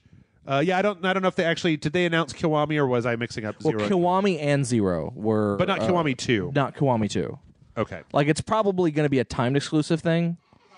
Kiwami 2 will come out on PS4. It'll be there for about a year, and then be released on PC. Okay, but that's a big fucking. That deal. is a big. That would be. I feel like that end of show, huge announcement. I feel like that is in the same vein as Kingdom Hearts 3 being on Xbox. Yes, it is a big old fucking announcement, and it's a big coup, and it's a big thing, and it's a franchise that has traditionally been a console exclusive coming to the PC. And yeah, I would have made that my showstopper ending, right? Or I mean, they probably couldn't have gotten anybody from Sega to actually come or out at least and do it, the big showstopper ending for this trailer. Right.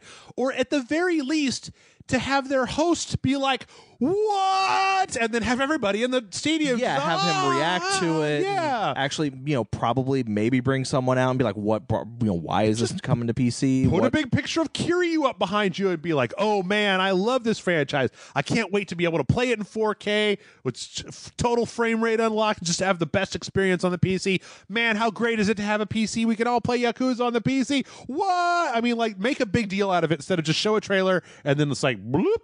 We're just on to the next thing. So yeah, which sorry, I'm very emotional about this. So let's see. I think that next up, instead, we go to our obligatory 15-minute segment with Tripwire Interactive to talk about Killing Floor. Now, fortunately, it seems like Tripwire is also doing other things, like PR/publishing for some other projects that are a lot more interesting than Tripwire than Killing Floor 2, because this new one is Circus Freaks on a Blimp. Like, okay, I played Killing Floor 2. It's not the worst game in the world, but they treat it like, my God, I don't know. Maybe it's like Rainbow Six Siege. I don't know how many people are playing Killing Floor 2. There's a shitload of people playing it, but we did get a trailer. Oh yeah, they showed. Yeah, there was a weird thing where they didn't even. I think they mentioned it barely mentioned that they're publishing Road Redemption. I don't even know if they're publishing it. I think they're just doing promo for it, or is it actually going to be published? I don't know. It's just okay, yeah. The developers, because it was like a half question, like a half sentence, and then they showed footage from it, and then they never addressed it. Like, this is actually something that I'm a little bit irritated with in this segment, because literally he mentioned it, and then in a sentence, no one reacted to it. They showed footage of it, no one reacted to the footage. It was like the footage wasn't even playing, right? And it was just like, okay, Road Redemption, you're going to be released. Well, that's cool, but let's move on to this other stuff. And it's like, motherfucker, that's a game. John's favorite game in the world. Well, no, it's not even that's my favorite game in the world. It's just don't show me fucking footage of a game and not talk about it. Right. Well, let me ask you this. Is Road Redemption on Steam? Yes. Okay, well, then I don't know. Because it says here in this article that they're bringing it to Steam. But I I thought it was already on Steam. So it's on Steam Early Access. Maybe when they do the full release, Tripwire is going to use like their pull on Steam to try to get it like on the featured carousel. Probably. Like or, I said, if it's anything, it's an Early Access on Steam. Okay. But it's just one of those things where it's like literally he said the sentence, and then that sentence he moved on to talking about other stuff, right? And it was like 2 sentences later they started showing footage, and he's talking about something completely different by the time the footage is on screen, right? And it's just like, that is the most insulting thing I've ever fucking seen. I don't care what game it was. It was just like, you're showing footage. Pay some fucking attention to what you're showing footage about. This is why I don't like the guy that runs the PC gaming shows, because he's not good at making the stuff happen, right? Like we've seen people like fucking what's his name from Xbox, Phil Spencer, who's very just kind of like downbeat. Hey, here's the thing, but Phil Spencer lets the trailers speak for themselves, right? Yeah, and then we have people like Aisha Tyler who tries to, or the lady that was at EA this year, right? Who was trying to work the crowd a little bit. This guy seems like the worst of both worlds. Like he's not even making, like, remember the first year I feel like he was making jokes and shit, right? And now he's just like, tell us more about your publishing deal on Steam. Ha ha, that sounds great. All right, let's look at another trailer. It's like, why are you even here? Like I could have a fake like Siri. I could have Siri do your job. Like just announce a thing. Like he doesn't know how to work the crowd. I don't know. Because the next game should have been the greatest thing that's ever happened. I will admit, the next game I'm actually kind of excited for, and apparently it's PC. This is a PC only thing. They have no intentions of releasing it on consoles. So you say now. So we say now, but I'm actually kind of like, it's an open world shark PG. Yeah, where you're a shark. Yep, and it's by the makers of Depth, and it's called Maneater. Whoa, wait, it's by the people who made Depth? Yes, it is. Well, then I know the shark controls are going to be good, because that game was the bomb. Yes, it was. We got to get footage of Grant playing this game. With the Jimmy Legs? Yeah, got to get a Jimmy Legs part 2. This looks amazing. Like, just jumping around and eating bunches. It's just eating stuff, I just love the fact that, like, there's a guy walking on the beach. He's not anywhere near the water or anything, and just a shark just jumps out of the water, slides across the beach, eats the guy, and then starts flopping around on the beach. Yep. Looks great. Looks absolutely fantastic. It's probably one of the best things that they showed at this entire show. Yeah, I am totally on board for this whatever this is. Yeah. There's like, I mean, out of this whole show, there are like 4 things that were just really awesome. And this was one of them. Fucking shark PG. Yeah. Like I like there's one very quick shot where there's just like a guy fishing. And he's just like minding his own business, and he's fishing on a pier, and it's just like, just chomp. just got chomped. So yeah, Maneater, I'm all about it. Yeah. Also, it's a good name, and I'm just all about it.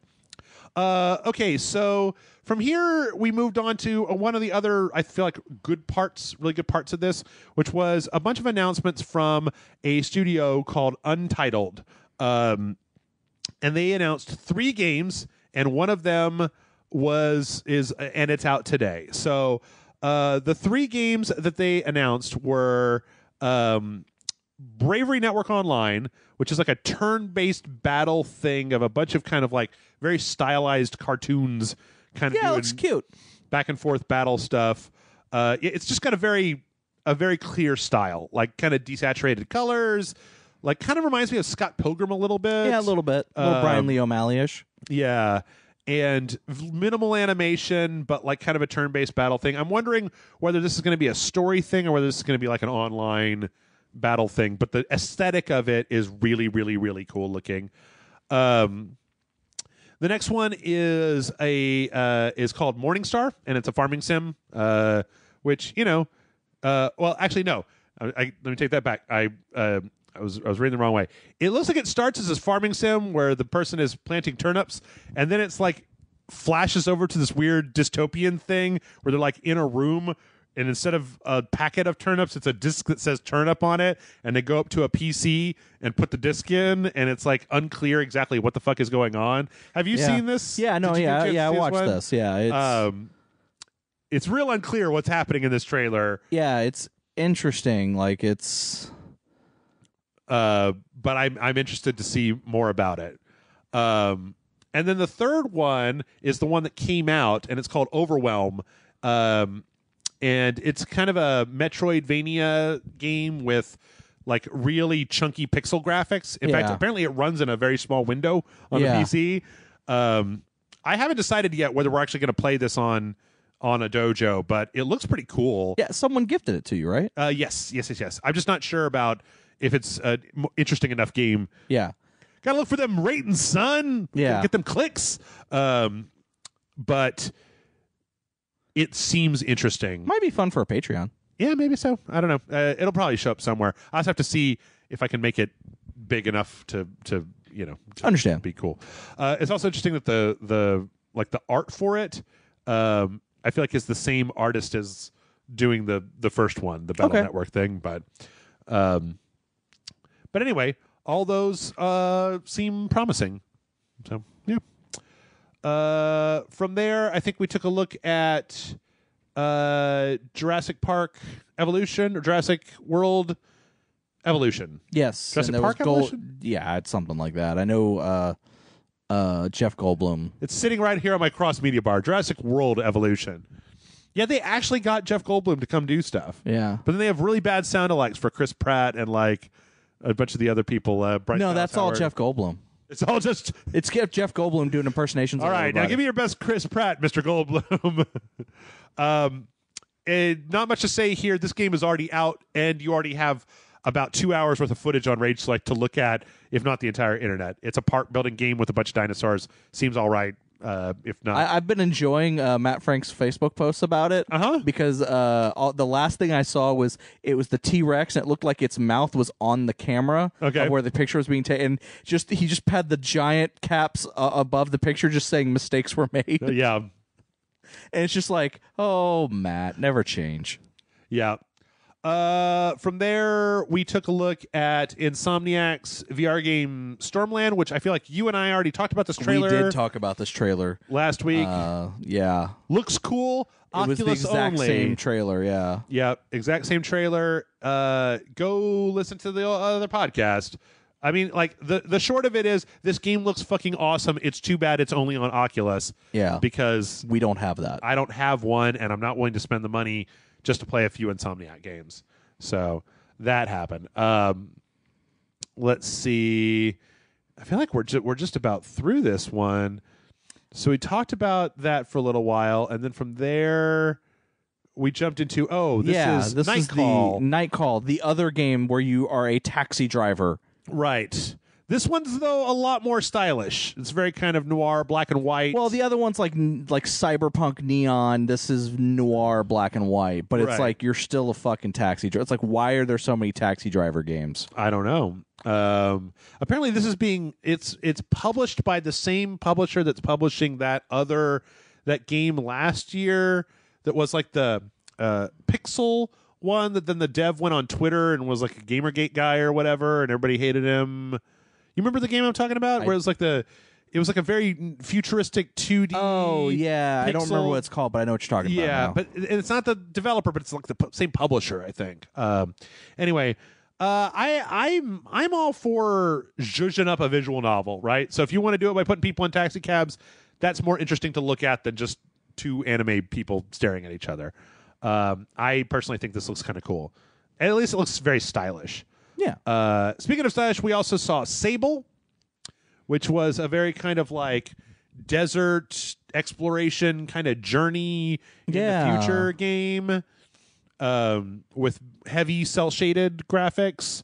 That's pretty cool looking. Yeah, it's pretty cool looking. Like, I've seen a couple of games try to do the style where they're trying to emulate almost the French comics. Yeah. The style of French comic books, the art style. Yeah.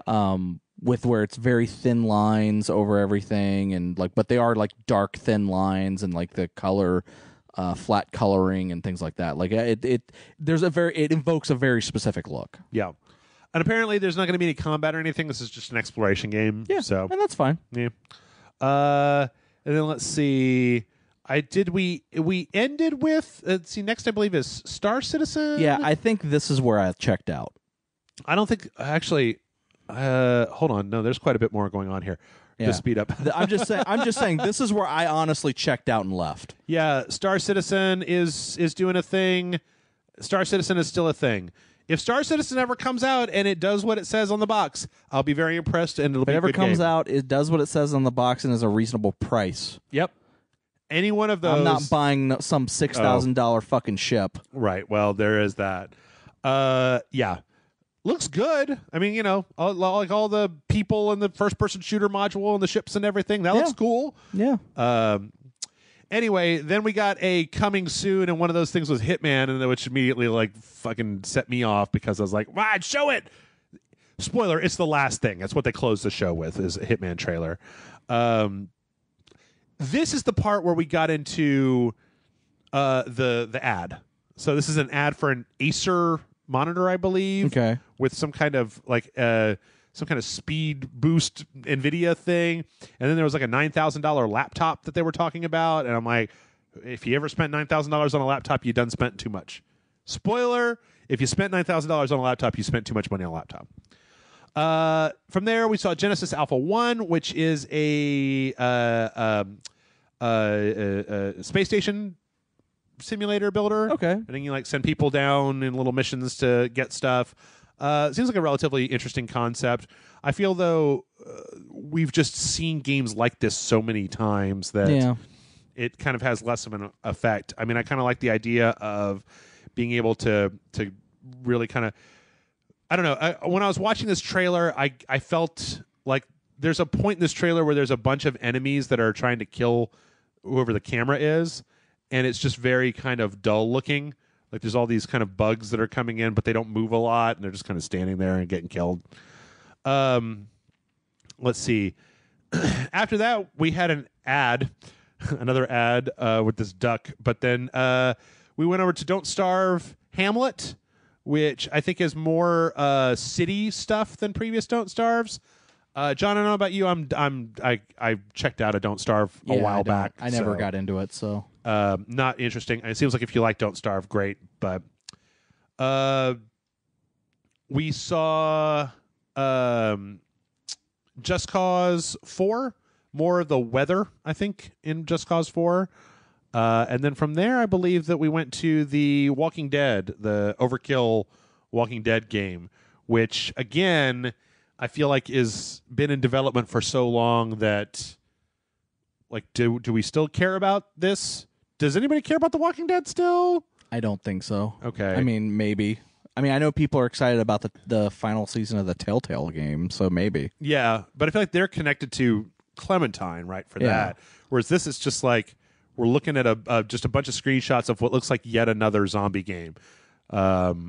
Like between Just Cause and The Last of Us and Dead Island, or Dying Light? Dying Light 2, yeah, that there are plenty of zombie games to choose from, and a lot of them have track records already, and The Walking Dead specifically has a mixed track record when it comes to shooting games. So. Yeah. Let's see. At that point, we did talk a little bit about the actual Walking Dead, about the last season of The Walking Dead. The Telltale series. The Telltale series, yeah. It seems like this season's going to have a little bit more freedom of movement, like with camera and with kind of combat and things like that, which would be cool. Other than that, I don't care. Again, I feel like I kind of checked out of The Walking Dead 2 seasons ago. Okay. Strangely, the next thing I was actually quite a bit more interested in, and that was some guys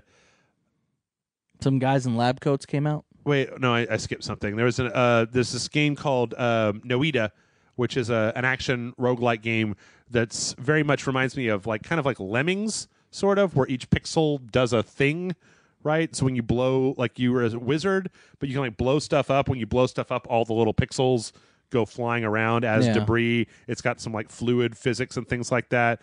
It seems kind of cool. Games like that seem interesting to me. I feel like I always end up kind of becoming disinterested at a certain point. But yeah, 2 Point Studios came out to talk about 2 Point Hospital, which is basically a hospital simulator. Okay. But it's got a funny bent to it, like where,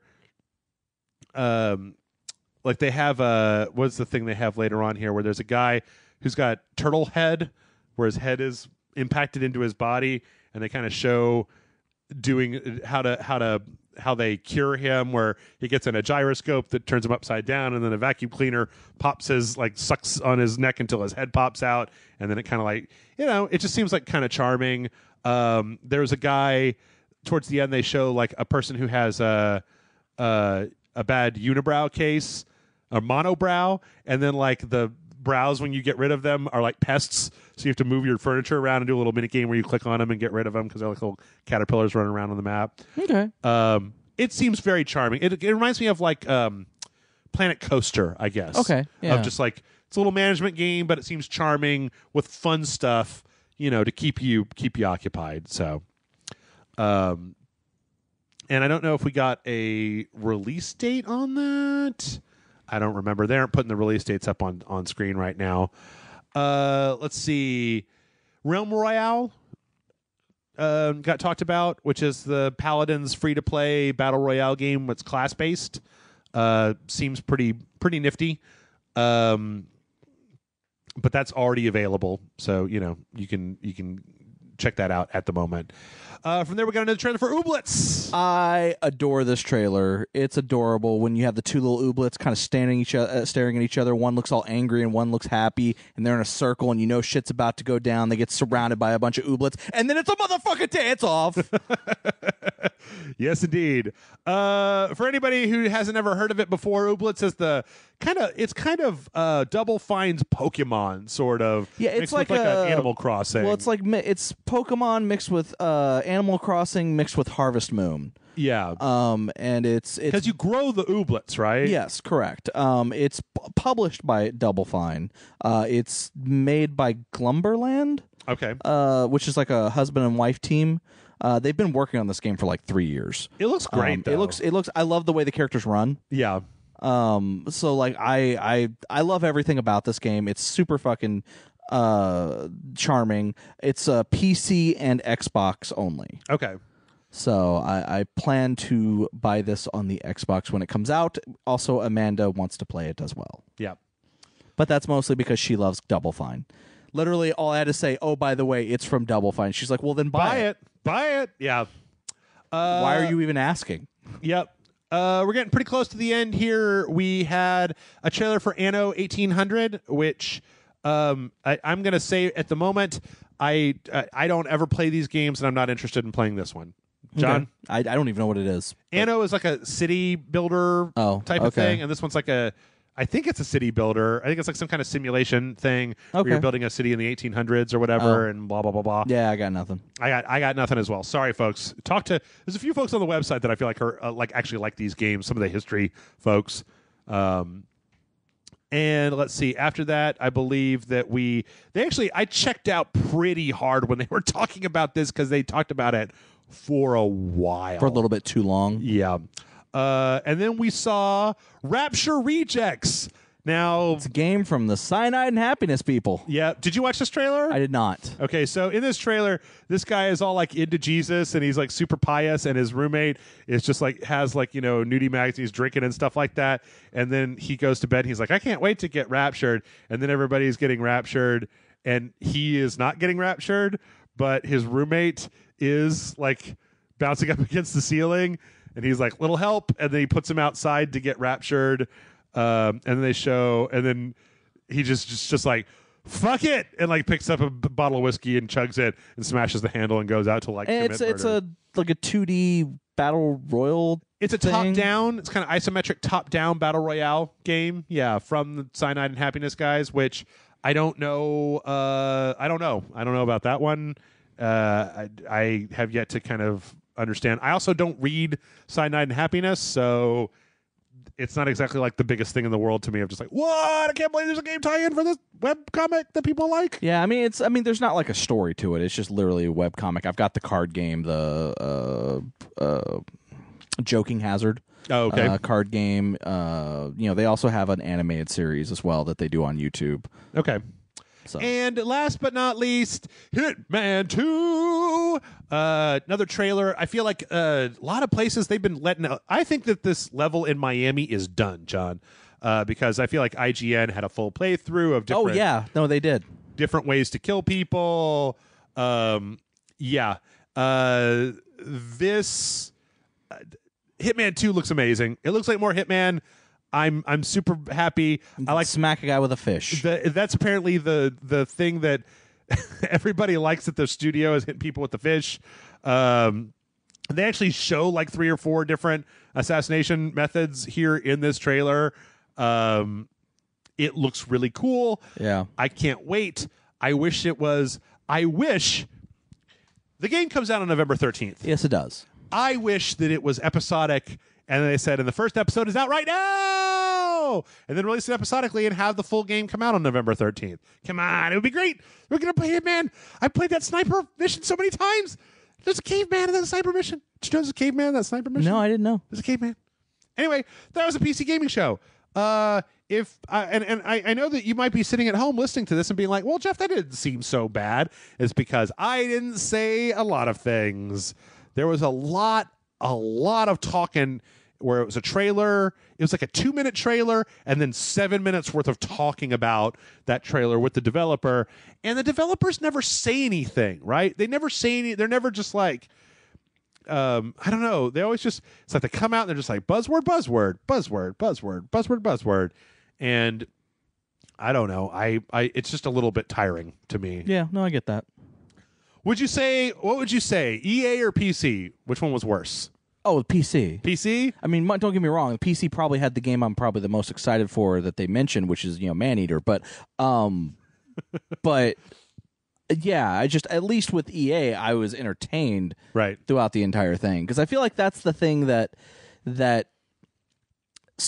companies have only just started to realize within the last couple of years is that now that this is all very public and they're streaming, because back in the day they didn't stream the press conferences. The press conferences were literally just a room for them to pitch the games to journalists so that the journalists would go online and talk about it. Yep. They weren't something for mass consumption. Now they are.